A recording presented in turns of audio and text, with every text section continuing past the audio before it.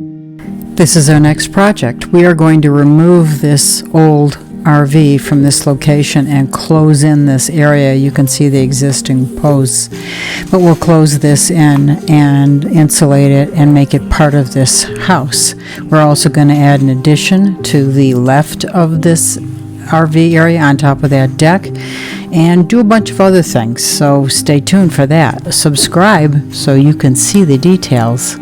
This is the layout that we have. So over here is where the RV is. This will all get closed in with 2x4 and R19 insulation. 2x6 and R19 insulation all the way around. We're going to put a bedroom in the back and leave this for like a kitchen area or living space. And that's not accurate because that won't be there. This is a work in progress. And over here in the addition, we are going to add another room here.